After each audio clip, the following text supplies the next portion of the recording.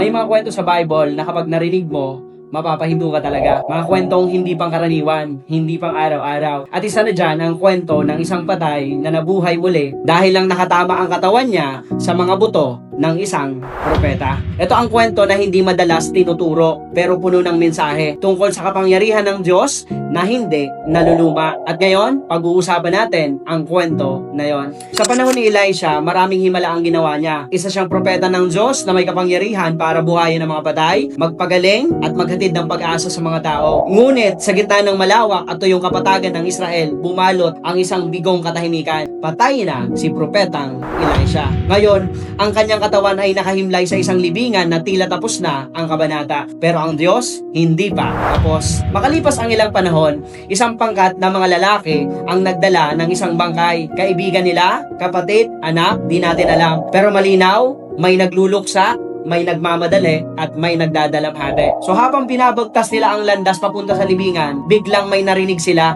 isang malakas na sigaw, mga yabag ng kabayo, mga yugyug ng lupa. Dumarating ang mga Moabita.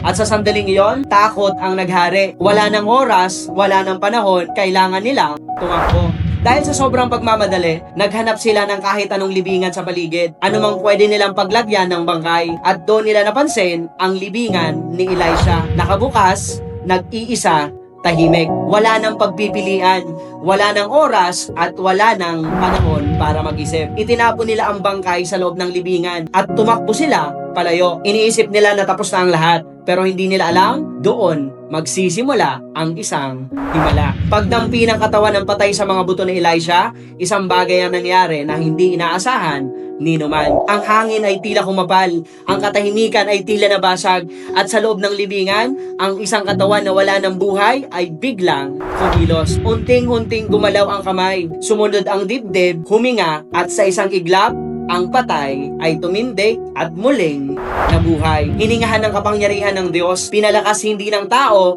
hindi ng pagkakataon, kundi ng presensya ng Diyos na nananatili kahit sa mga buto ng kanyang lingkod. Isipin mo yon, isang patay na propeta, ngunit ang kapangyarihan ng Diyos ay nananatili sa kanya. Isang libingan, ngunit nagiging pintuan ng buhay. Isang katawan na patay, ngunit nang makadampi sa banal na presensya, muling nabuhay. Ganoon kalakas ang Diyos, ganoon katindi ang kanyang kapangyarihan. At kung ang mga buto ni Elisha ay may kapangyarihan magbigay ng buhay, gaano pa kaya ang kayang gawin ng Diyos sa atin na puno ng hininga, puso at layunin? Ito ang Diyos na hindi napipigilan ng kamatayan. Ito ang Diyos na nagpapanumbalik ng buhay. At ito ang Diyos na gumagawa pa rin ng himala kahit kailan, kahit saan, at kahit kanino. At kapag ang buhay mo ay dumampi sa Kanya, hindi mo lang basta mararanasan ang pagbabago, mabubuhay kang muli.